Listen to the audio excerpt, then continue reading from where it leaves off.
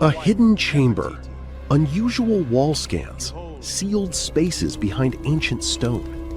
For years, archaeologists searching for Queen Nefertiti's lost tomb believed they were chasing a dead end.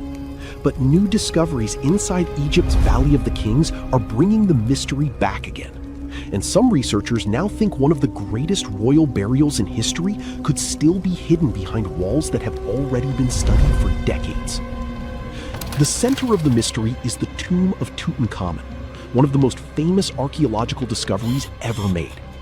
In 1922, British archaeologist Howard Carter uncovered the young pharaoh's nearly intact tomb, filled with gold, jewelry, statues, and more than 5,000 artifacts.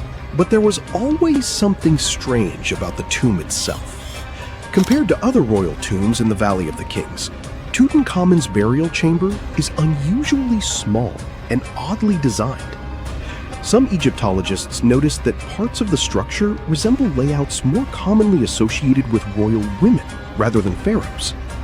That detail led to a controversial theory. What if Tutankhamun's tomb was never originally built for him? And what if another burial chamber still exists beyond its walls? The theory gained global attention after high-resolution radar scans detected anomalies behind the north and west walls of the tomb. Some scans appeared to reveal hidden voids or empty spaces that did not match the surrounding rock structure. For a moment, archaeologists thought they might be looking at sealed chambers, untouched for more than 3,000 years. And immediately, one name dominated the discussion: Nefertiti. Queen Nefertiti remains one of the most mysterious figures in ancient Egypt. She was the wife of Pharaoh Akhenaten and became one of the most recognizable royal figures in Egyptian history because of her famous sculpted bust discovered in 1912. But despite her importance, her burial place has never been definitively identified. That absence is extremely unusual. Many researchers expected a queen of her status to have an elaborate tomb somewhere in the Valley of the Kings or nearby royal burial grounds. Yet after decades of searching, no confirmed tomb belonging to Nefertiti has ever been found. This is why the radar discoveries caused such excitement. Some archaeologists propose that after Tutankhamun died unexpectedly at a young age, his burial may have been placed inside part of an already existing royal tomb, possibly one originally intended for Nefertiti herself. Certain wall paintings inside the chamber added even more speculation. Some experts believe traces beneath the plaster suggest hidden doorways or structural modifications sealed over long ago. Then, the story became even stranger. Additional scans produced mixed results. Some surveys supported the possibility of hidden spaces, while others failed to confirm clear chambers at all. Different radar systems produced conflicting interpretations, dividing archaeologists into competing camps. But despite the disagreement, interest in the theory never disappeared. And there is another reason the mystery remains alive. Only a relatively small portion of the Valley of the Kings has been fully explored using modern technology. Recent ground-penetrating radar surveys continue identifying underground anomalies, tunnels, and unexplained voids throughout the region. In other words, there may still be undiscovered chambers hidden beneath areas archaeologists thought they already understood. Some researchers now believe entire sections of royal burial complexes could remain sealed behind collapsed passages or intentionally hidden walls. If a chamber connected to Nefertiti were ever discovered intact, it would instantly become one of the biggest archaeological finds in modern history. A royal Egyptian tomb untouched for over 3 millennia could contain preserved inscriptions, ceremonial objects, jewelry, and historical records capable of changing what we know about one of ancient Egypt's most important dynasties. But archaeologists remain cautious. Physically drilling into or opening hidden sections inside Tutankhamun's tomb carries enormous risk. The paintings and structures are fragile, and even small mistakes could permanently damage irreplaceable artifacts. For now, scientists continue relying on non-invasive scans, thermal imaging, and underground mapping technologies to search for answers. And despite years of investigation, the mystery still refuses to disappear. Because somewhere beneath the Valley of the Kings, archaeologists may still be searching for the most famous missing tomb in ancient Egypt. We all know some iconic symbols. The Statue of Liberty screams USA. The Eiffel Tower represents Paris. And this mask? Undoubtedly, it's Tutankhamun's, right? Sometimes it feels like historians have squeezed every last drop out of the King Tut story. But guess what? The most obvious details often slip right under our noses. Like the fact that this famous mask didn't actually belong to him, nor was it ever meant for him. Stick with me for the details. Can we get a close-up of that mask? Thanks. See those holes? Yep, they're for earrings. And no, it's not that they had anything against jewelry, but back in ancient Egypt, earrings were typically worn by high-status women or kids. Now, if you know your history, you might say, but Tut was a boy king, wasn't he? You're spot on. He began his reign at just 9 years old. Sadly, that didn't last long as he passed away at a very young age. So when he was 9, he might have worn earrings, but he probably took them off when he hit that no earrings age. Sounds reasonable, right? Actually, not quite. That would have been pretty strange since nobody expected him to pass away young. Certainly not at 9. So no one was preparing a kid's mask for a burial. It's this untimely demise that suggests the mask used was simply the best option available when Tut passed away. There are more clues pointing to the idea that the mask was found in a hurry. Let's think about this. Even though Tut was mummified and his body could wait a bit, his loved ones wanted him to reach the afterlife ASAP. Some experts even believe the paint in the tomb was still wet when it was sealed. But look at his mask. It's a masterpiece. There's no way it was made in a rush. It's way more elaborate than other simpler cartonnage pieces. The renowned mask of King Tut stands 21 inches tall, adorned with precious stones, and features a golden beard that weighs 5.5 pounds, making the entire mask 22.5 pounds. Okay, I'm a bit confused here. So it seems like it was probably a kid's mask, but it had a beard? I've never seen a 9-year-old with a goatee, and I'm guessing you haven't either. Just think about it. A grown man's face compared to a kid's face. Fun fact for you, our faces pretty much stopped growing at the age of 16, so by 19, Tut would have definitely had the face of an adult man. Can you imagine trying to fit a relatively small kid's mask on a grown man? That would have been super embarrassing, and no one would have let that happen. Right, let's dismiss the kid's theory. Now, the second option, if you remember, is that the mask could have originally belonged to a woman. This is where the beard theory comes into play. Some researchers believe the beard might have been added later on. Here's another twist. What if the mask was actually made for Nefertiti herself, who ended up maskless? In this case, there are two discoveries. Two birds with one stone. For now, it sounds like a conspiracy theory, I know. But let's give it a shot and delve deeper into the details. So, Tut passed away in around 1323 BCE, probably due to malaria. He had other health issues too, like when he broke his leg, and records suggest he wasn't in the best shape. As for Nefertiti, we have no solid data about her demise. Plus, nobody knows exactly when or where she was buried.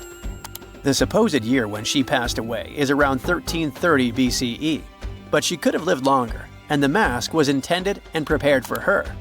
Or maybe they just took her mask right from the burial chamber. After all, they were family. Well, sort of. She was said to be his stepmom, having been married to Akhenaten, who was likely Tut's father. But this is not 100% accurate. Some scientists doubt it. Ah, these ancient Egyptian families. It's hard to keep track of who's who. I know, you're not yet convinced that Tut wore a lady's mask. Let me share one more theory with you. Meet Howard Carter, the enthusiastic archaeologist who discovered Tutankhamun's tomb. It was located in the Valley of Kings outside Luxor and, to everyone's surprise, was nearly intact. When he entered, he noticed something odd. This didn't feel like a pharaoh's burial chamber. It was classy and all, but it had a vibe that suggested it was made for a woman. Typically, Egyptian pharaohs had larger tombs that suited them better, and even more strangely, it was oriented to the right of the entrance. This didn't add up.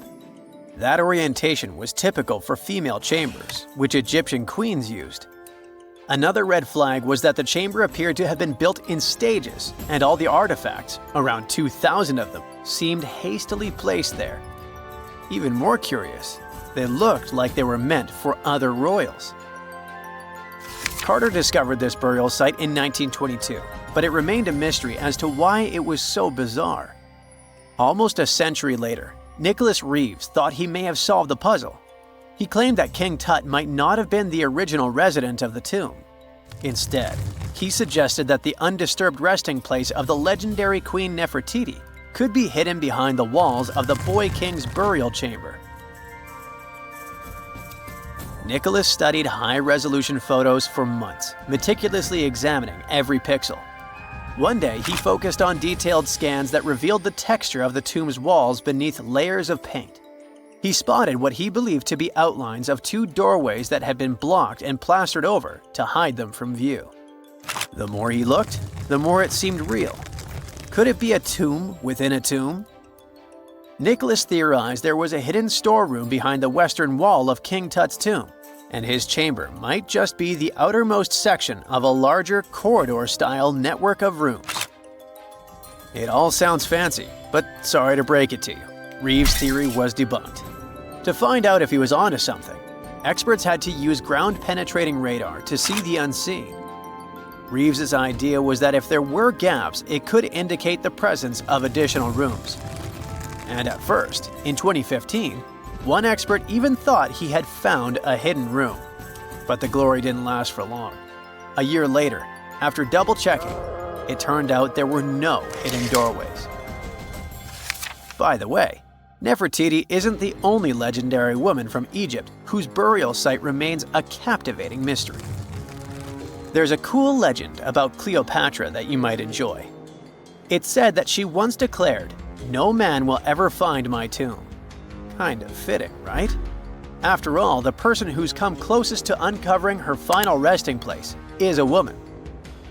Fast forward a few millennia after she passed away, and while no man has located it, archaeologist Kathleen Martinez believes she might have cracked the code. She's been on the quest for Cleopatra VII's tomb for nearly 20 years, and recently discovered a bust that she thinks represents the famous queen. However, not everyone is on board with her claim. Some experts argue that the bust doesn't resemble Cleopatra at all. Alongside this intriguing marble statue, Martinez's team also unearthed 337 coins, some of which, less controversially, feature Cleopatra's likeness. But the real part is that it's still not officially confirmed. There's no doubt about the existence of the small bust. It's carved from white marble, fits in one hand, and shows a woman wearing a royal crown, according to a translated statement from the Egyptian Ministry of Tourism and Antiquities. The big question, though, is who it actually depicts. While Martinez insists this statue is a representation of Queen Cleopatra VII, many other archaeologists argue that the facial features don't match, suggesting it likely belongs to a princess instead. Sorry, I can't resist the temptation of breaking the magic for a moment. Some folks believe that the whole idea of "no man will find my tomb" is misunderstood. Even if she did say it, what she probably meant was "no living soul," and it wasn't about gender at all. It can as well be just a beautiful legend. Toodaloo! For more than 3,000 years, the gold mask of Pharaoh Tutankhamun stayed hidden in the Valley of the Kings. This artifact, which stands about 21 inches tall, shows how skilled and artistic the ancient Egyptians were. But nobody expected that X-rays would reveal its biggest secret. King Tut was the last ruler of his family during the 18th dynasty. He took the throne at just 9 years old, but ruled for only 10 years before he passed away unexpectedly. If we're being honest, back in ancient Egypt, he was mostly forgotten by the rulers who came after him. His tomb wasn't a big deal for them, so much so that even the grave robbers forgot about him. It might sound a bit sad, But the truth is that it was actually great news for us. Since his tomb was practically forgotten, it ended up being perfectly preserved. While the other tombs in the Valley of the Kings were looted, his remained sealed and untouched. So when it was discovered back in 1922, it had over 5,000 precious objects inside. That made Tutankhamun basically an instant celebrity and one of the best-known pharaohs nowadays. Among the treasures was the most stunning piece, his golden mask. This mask is said to be an exact image of the king's face, or at least it was supposed to be, but we'll get to that later. The purpose of this accurate representation of his face was to make sure that his soul would recognize him in the afterlife and return to his mummified body. In ancient Egyptian beliefs, this would allow him to continue living in the afterlife. The details of the mask clearly looked incredibly difficult to create, but people didn't realize how complex it truly was until many years later. The first X-rays of the mask were taken in 1967. Back then, the main reason for these scans was practical – conservation. The mask was heading to Paris for an exhibition, and it was the first time it had ever left Paris. This would help them keep track of any changes during the exhibit. Plus, the images could give clues about how the mask was made, but back then, they probably didn't fully realize just how complex its construction was. I mean, Egyptian goldsmiths didn't use modern soldering techniques. So, how did they make this mask? New X-rays taken in 2007 gave us some answers. It turned out the Egyptians didn't use pure gold, which is 24 carats. The mask was actually made of 23-karat gold, meaning it was mixed with another material. So specialists discovered that the gold sheets contained a small amount of copper, a reddish-brown metal. This was likely done to make the material more flexible and easier to shape. They would then shape the gold sheets by heating and hammering them over and over again. But there was one more secret inside the mask that wasn't discovered until 2015. The year before, the staff at Cairo's Egyptian Museum were working on the mask display when the long beard of the mask accidentally got knocked off. Another theory is that the beard had become loose over time and just fell off. Either way, the fact that King Tut's beard came off caused a lot of stress. After all, we're talking about one of Cairo's biggest tourist attractions, so the experts had to fix the problem quickly. The restoration process started with a detailed recording of the mask's condition. To do this, they had to take a full three-dimensional scan of the artifact, and, by accident, they found something very interesting in the mask.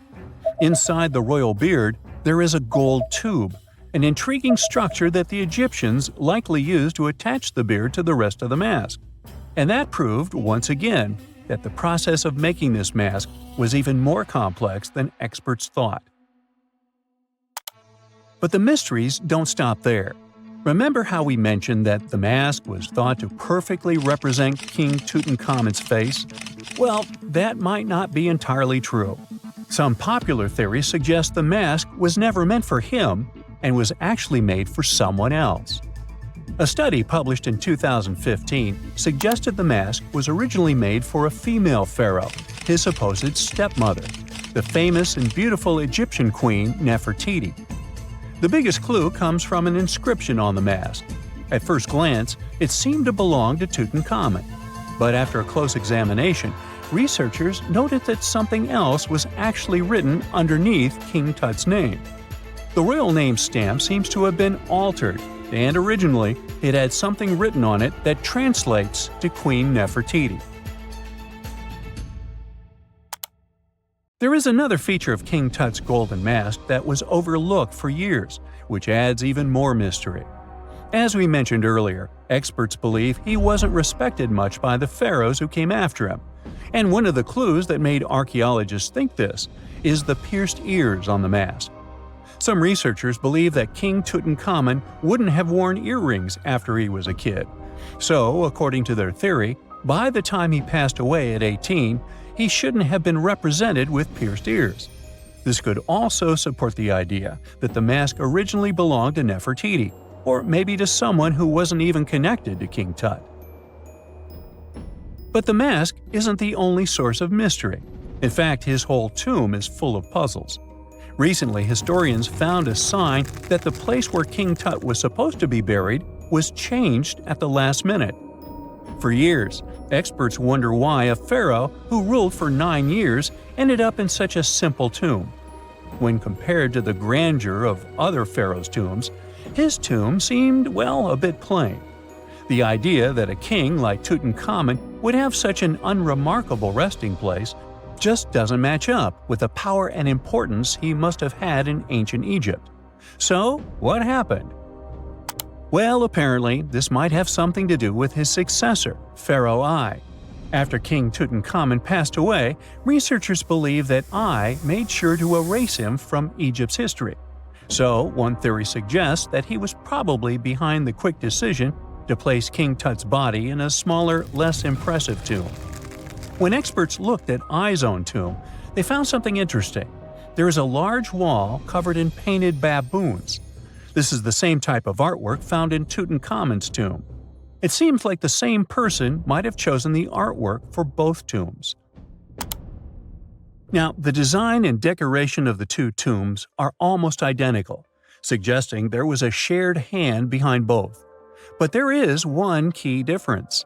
I's tomb is fit for a king. It's much bigger and more impressive, even though the style and artwork are similar to what you see in Tutankhamun's tomb. So the theory suggests that I decided what went into both tombs. Since Tut passed away unexpectedly at a young age, his grand tomb wasn't finished in time. Normally, pharaohs start building their tombs while they're still alive to make sure everything is perfect. But Tut passed away when he was just 18, so there wasn't enough time. I may have taken advantage of the situation, ordering a smaller tomb for Tut and keeping a larger one for himself.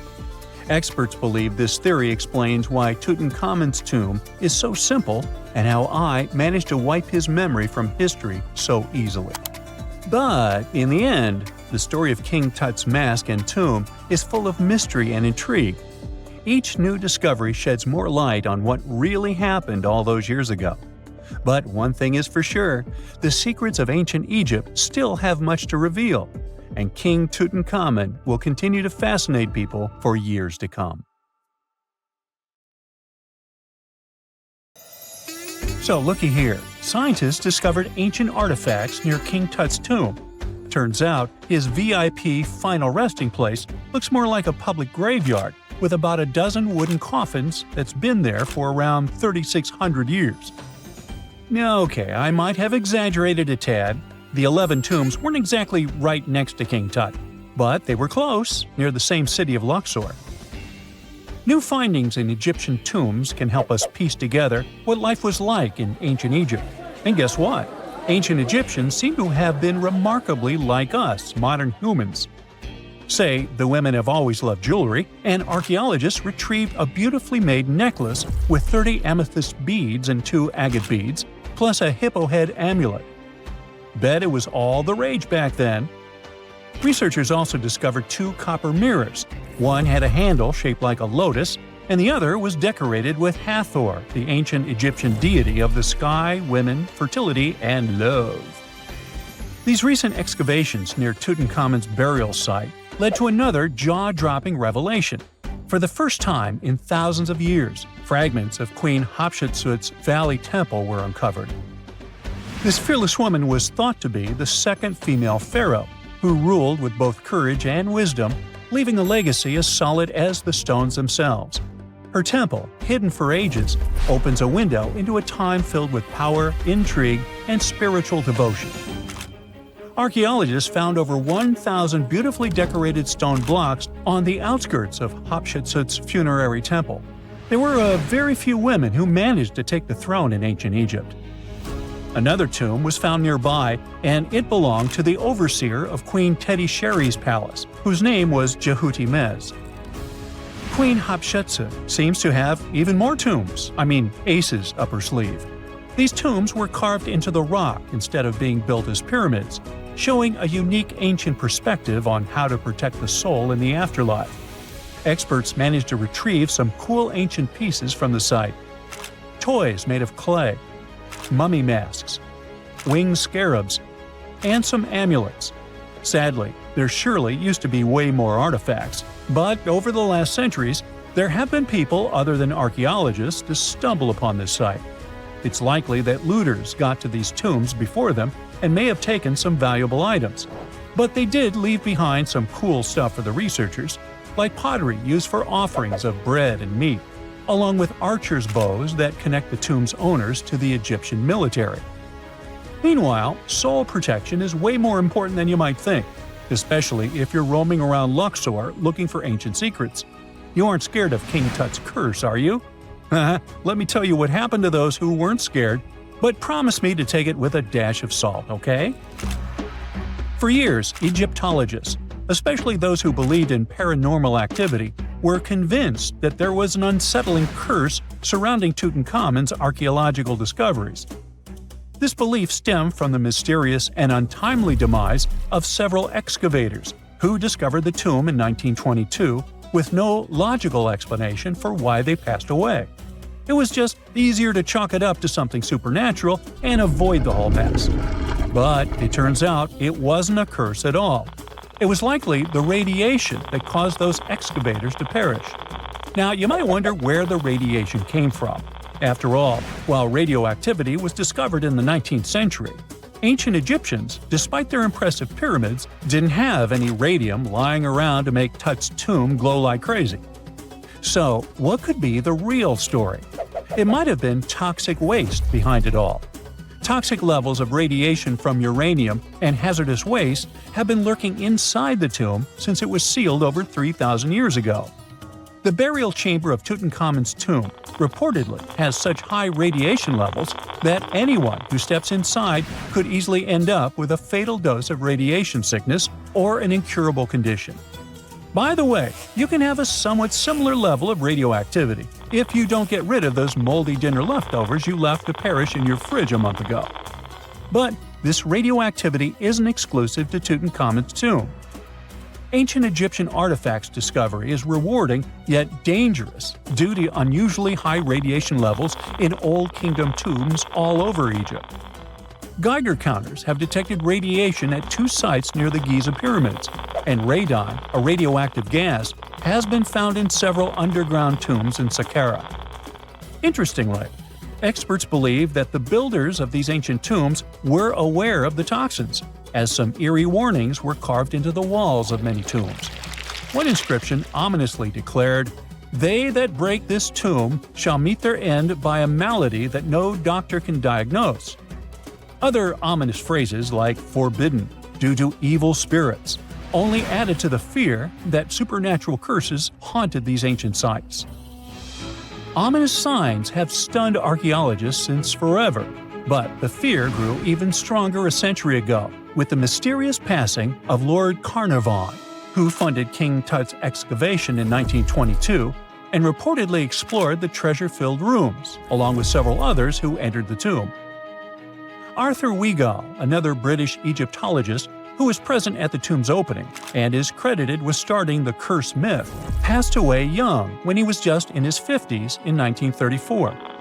Chances are the condition that made him pass was connected to radiation.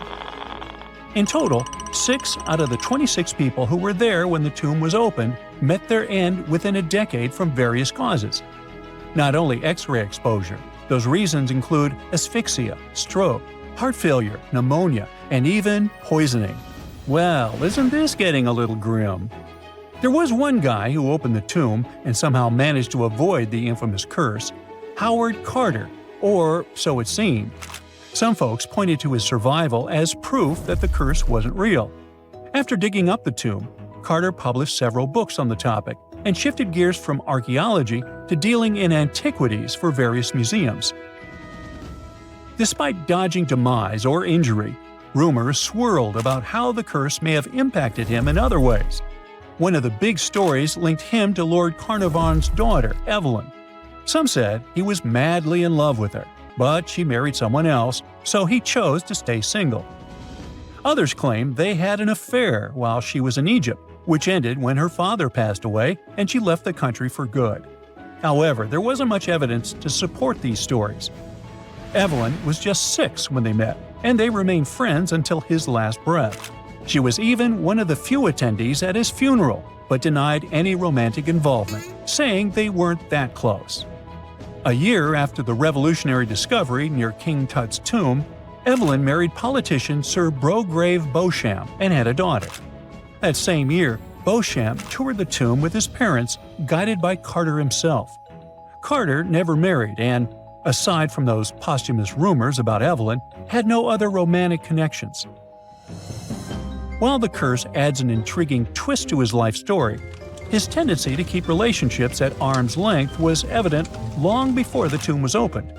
It seemed Carter just wasn't a people person. In 1939, after battling a serious illness, he ultimately succumbed to fate. He was 64, which was a pretty common life expectancy in the UK back then, so no one really thought it was off and linked it to an ancient curse. When he passed, it turned out he had several artifacts from Tutankhamun's tomb in his London apartment, which were eventually sent back to Egypt, marking what some viewed as the curse's end. Who knows? Maybe if he hadn't had all those ancient souvenirs at his place, he would have lived way longer. But all the other demises might seem off. The curse theory was likely fueled by some strange events during the excavation. Carnarvon got a mosquito bite that became severely infected, and around the time they opened the tomb, Cairo experienced a bizarre power outage and a freak sandstorm. Back in England, the Earl's dog, Susie, managed to escape from Carnarvon's house and began barking frantically at seemingly nothing. At least that's what the staff and family saw.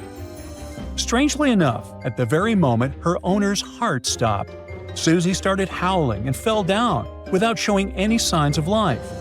Maybe radiation didn't play a crucial role after all, and those were indeed ancient artifacts from King Tut's tomb that made them all perish. Spooky, huh? You're digging in Egypt's famous Saqqara necropolis, also known as the ultimate VIP graveyard for pharaohs, when suddenly you find a giant pink door hiding something no one knew existed. Behind this giant stone door, one that wasn't supposed to open, by the way, you find a lost tomb of Egyptian royalty. Alright, history lovers, it's time to buckle up because archaeologists just pulled off something straight out of an Indiana Jones movie. Let's travel all the way to Saqqara, one of Egypt's most mysterious and treasure-packed ancient sites. The star of the show? The prince you've probably never heard of, Prince Userefre, son of King Userkaf. No one important, just, the founder of Egypt's 5th dynasty. No big deal. But the way his tomb was discovered… It all started with a massive door, made of pink granite, no less.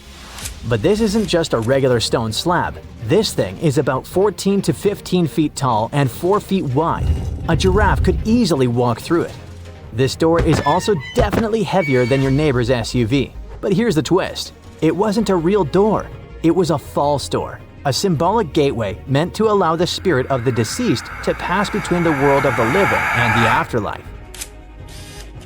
Normally, that's where the story ends. After all, false doors are common in tombs. But this one was extra special. You see, false doors were usually made out of limestone, which was pretty common and found everywhere in Egypt. To build one out of red or pink granite, people had to bring these rocks from a quarry located 400 miles away. And you can bet this wasn't a cheap trip. According to Egyptologists, this is the first time a false door of this size and material has ever been found in Egypt, making it a totally unique piece of architecture. Aside from being super expensive, this one had a surprise behind it too. When the team of researchers investigated further, they realized that this false door actually hid a real entrance. And what did it lead to? A hidden tomb, packed with statues, relics, and secrets from over 4,000 years ago. The tomb belonged to Prince Userefre, but you can call him Wasar-Efra, or Wasar-Efra too. Despite being totally erased from history, this fella was no minor noble. The hieroglyphs on the pink granite door listed him as the hereditary prince, governor of Buto, En-Nekeb, royal scribe, minister, judge, and priest of chance. Phew! He was like the ancient Egyptian version of Daenerys Targaryen.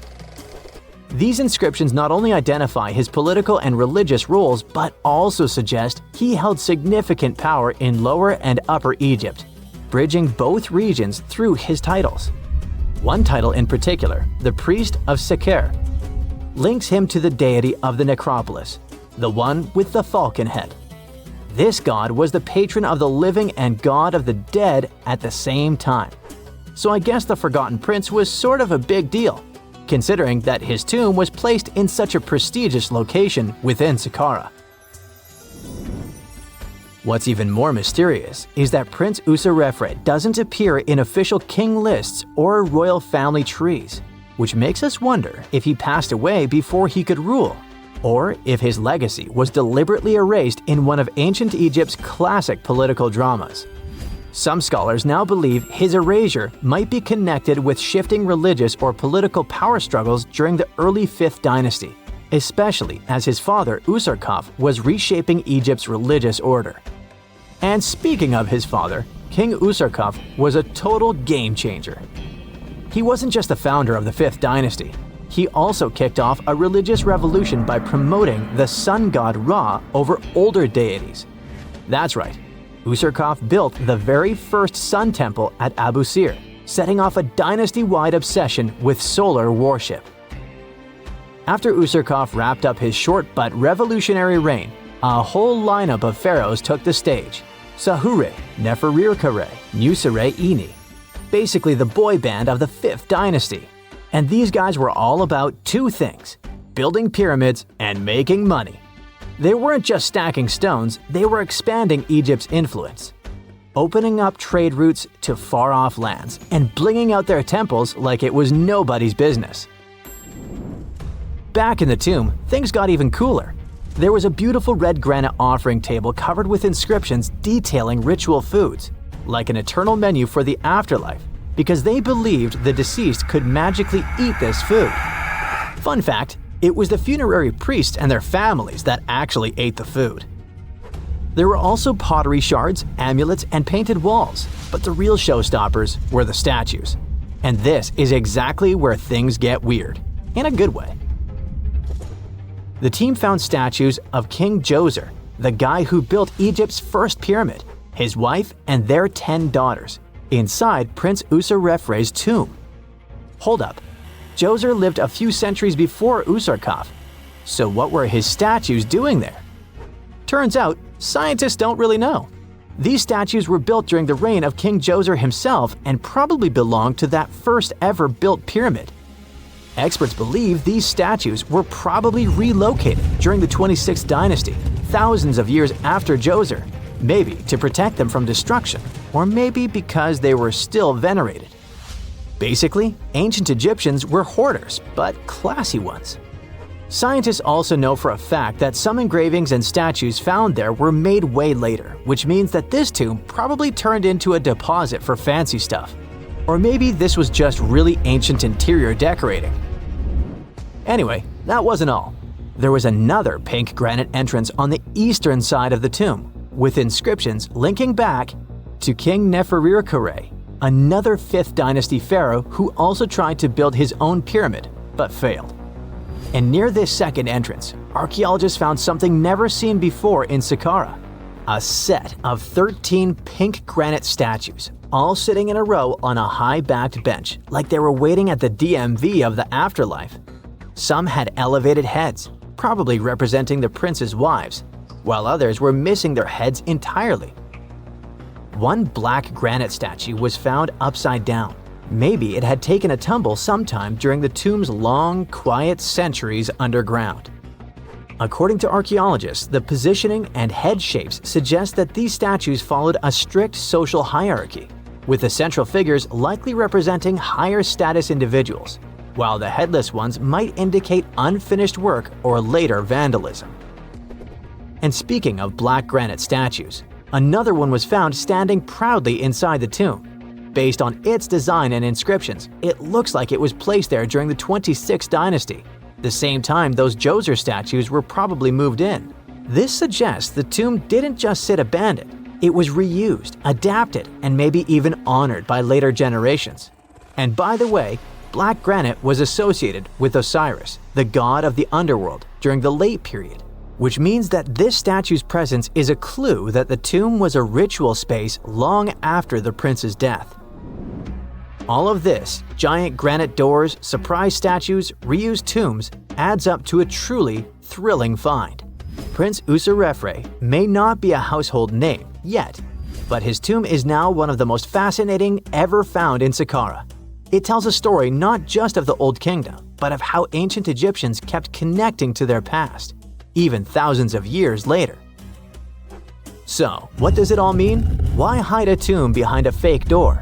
Why pack it with statues from different eras? And who exactly was Prince Userefre? These are the kinds of mysteries that keep archaeologists digging and keep the rest of us fascinated. In the end, this discovery isn't just about one tomb, it's about how much is still waiting beneath the sands of Egypt. As more gets uncovered, we're reminded again and again that ancient history isn't gone. It's just sleeping behind massive pink granite doors.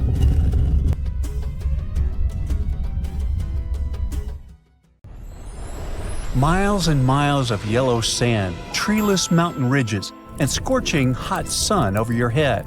And suddenly, something you'd never expect to come across in a barren desert.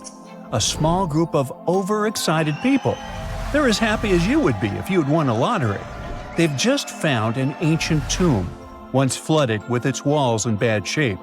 But the stuff they discovered inside proves that this is the burial site of one of Egypt's most mysterious pharaohs.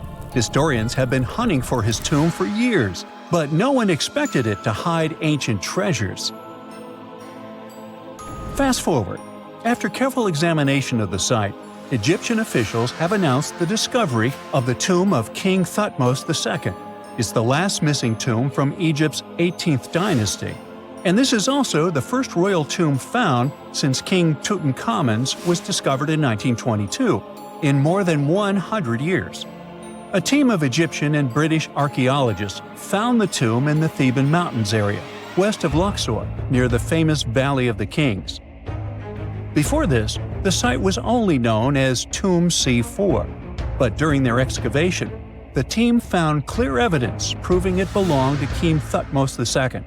Archaeologists actually found the entrance and main tunnel leading to the tomb in 2022. But at first, they thought it belonged to a queen because it was near the graves of Thutmose III's wives. It was also close to Queen Hatshepsut's tomb. Originally, it was prepared for her when she was just a royal wife. But everything changed when she became pharaoh. But we'll talk about this twist of fate a little later. But soon they realized that their discovery was much more significant. They found alabaster jars with Thutmose II's name and the words "deceased king" written on them. That's when they realized that the tomb was actually his final resting place.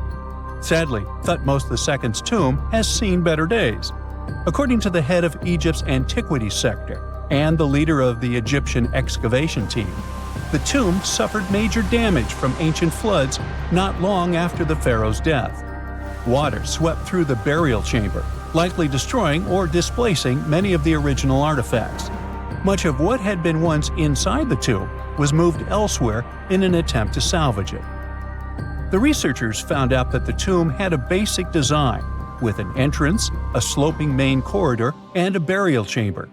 The corridor was coated in white plaster and rose about 4.5 feet above the floor of the burial chamber. A large staircase and a very large descending corridor of the tomb indicated its grandeur. It took the team a long time to navigate through, though, as the tomb was blocked by flood debris and collapsed ceilings. Only after crawling through a 32-foot passageway with a small 16-inch gap at the top, the worst nightmare for those of us with claustrophobia, were they able to reach the burial chamber. There, they were in for another surprise. They cleared the debris, expecting to find the crushed remains of a burial beneath. But the tomb turned out to be completely empty, and it was not due to robbery.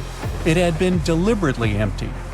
The researchers soon realized that the tomb had been flooded since it had been built underneath a waterfall.